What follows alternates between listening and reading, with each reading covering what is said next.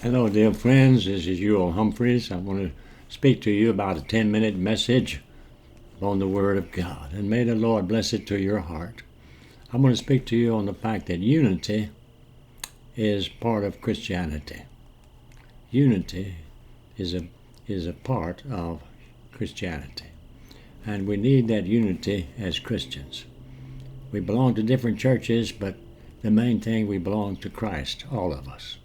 And belonging to Him means we're all in the same body. We're on the same boat together, and we're sailing for heaven. And may the hand of God bless us and lead us. The Bible says over in John 17, Jesus is praying to the Father, and He says, Father, I'm praying that for these that follow me. They are not of the world, even as I'm not of the world. You see, you as a Christian, you're really not part of the world anymore. The world is evil, and everyone that lives in the world and loves the world are evil. And we're born that way. We must be born again to become Christians, and then we become part of the kingdom of God that's in the world, but it's not of the world. The Bible says over in the book of 1 John, a word about the world in the second chapter. It says, they that love the world do not love God. For they that love the love of the Father is not in them. For the world is the lust of the flesh, and the lust of the eyes, and the pride of life. And they that are in the world are not of God. And so we do not live with joy in the world like we used to. We've been born again, and because we've been born again, we're not part of the world. Now he goes on to say, the world is passing away, but he that doeth the will of God shall abide forever. And so, praise the Lord, we need to realize that we're part of God and God is part of us. And as Christians, we have the unity of being the same in love and devotion and faith and hope.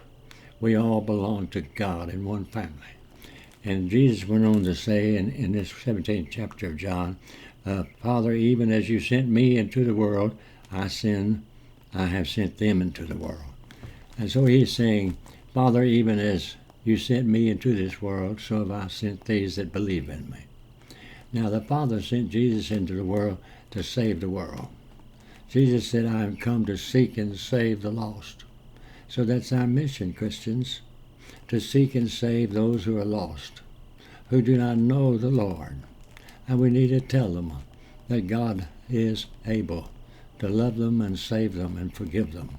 We need to tell them to believe in Jesus Christ as Lord, and they shall live forever. We need to go and do what Jesus did. He helped those that were in need. He fed the hungry and gave help to the helpless. He bound up those who were broken and gave courage to those who were in distress. These are some of the things we need to do to help others. We need to do those things because Jesus said, even as the Father has sent me, so send I you. And so it's important for us to know. Then he said, Father, I pray they may be one even as we are one. You see, he wants us to be even as one with them together. We're all one with God. That means that we are in God and God is in us. That's wonderful. To know that the Holy Spirit lives in us. The Bible says in 1 Corinthians that do you not know that your body is a temple of the Holy Spirit and a temple of God, and the Holy Spirit dwells in you? And so we are part of Him and He's part of us. There's unity. In the Spirit, Father, Son, and Holy Spirit, there's unity. And there's unity in Christians. There should be unity. We should be together. We should believe basically the same things. Now, there's a difference in churches. We have all kinds of churches.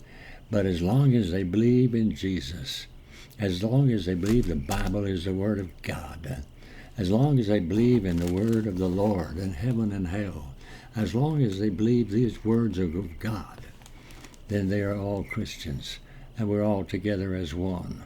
There is unity in Christianity. There's not union. I mean, there can be union, but there must be unity. Just being in union, join with some kind of organization, it doesn't mean we're in unity.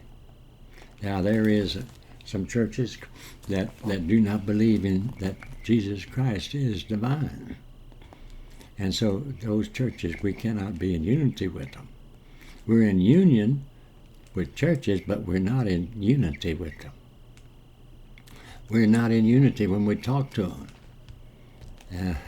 Somebody said you can take a rope and tie a rope around the tail of a dog and around the tail of a cat, and you've got union, but you haven't got unity.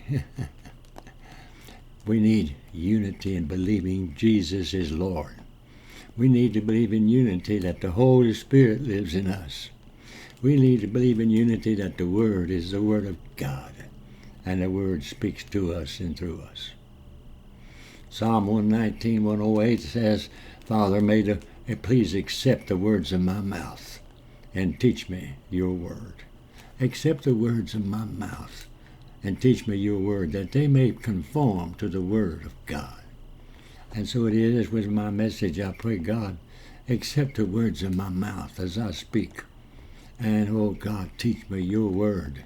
I try to preach the word, the truth, that God is love, and that he who loves is born of God and knows God. And, oh, praise God, God dwells in him. Amen. And so may we learn the word of sanctify. Jesus said, Father, I have sanctified them as I am sanctified. Sanctify means to be set apart. Sanctify means to start living the life that is in you as a Christian. Sanctified means that you live what you believe. Justification is what God does for us. He saves us by his grace on that cross and the resurrection from the tomb. Justification, he justifies us. Hallelujah. Justification is what God does for us. Sanctification is what God does in us. He lives in us through the power of the Holy Spirit, and he helps us to go on. And even when we stumble and fall, he helps us to get up and keep going. And he loves us, and he helps us to love others. Oh, even the unlovely. And this is true, and he says these things happen, and we trust in God. My friend, when you've got God, you've got all you need, really. When you have the Lord, when you have nothing left but the Lord God, then you realize that the Lord God is enough. When you get to the place where you have nothing left but him, then you realize that he is enough. Praise God. And I'm grateful for that. And I praise God for that. And may we recognize the fact that Jesus is who we really need and all we need. And we need him all the time. And we need to tell others about him. When we're saved, tell others. Tell others that God loves them and he loves you and you love him because of what he's done for you. Yes, Lord God, I praise God. Jesus prayed for you.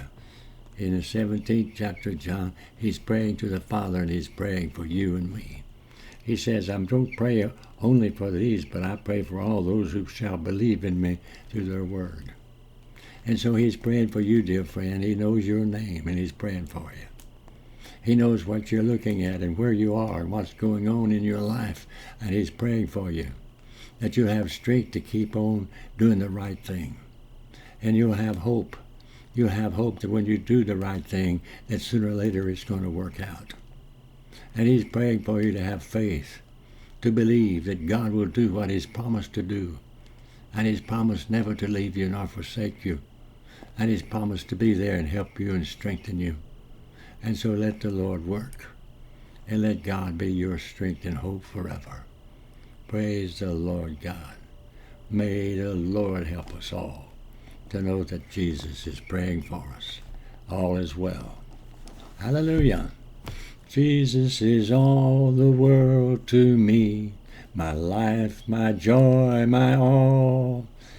He is my strength From day to day, without him I would fall. Oh, when I am sad, to him I go. No other one can love me so. When I am sad, he makes me glad. He's my friend. Amen. He's my friend. He's your friend. And he's more than just our friend. He's our Lord and our God that loves us. Praise the Lord, and I love you. And God bless you. Pray a prayer with me if you need to, and ask God to forgive you, and come in your heart and say, Dear God, please forgive me. I believe in Jesus. I believe he died for me. I believe he rose again. I believe he's coming back. Come in my heart, Lord Jesus, and help me live for you. Amen and amen. Pray a prayer like that. Find you a good church and worship God with his people. And may the hand of the Lord be upon you for good. For good is what he wants to give to you, and he gives it because he is a good God. Blessed be his name. Amen and amen.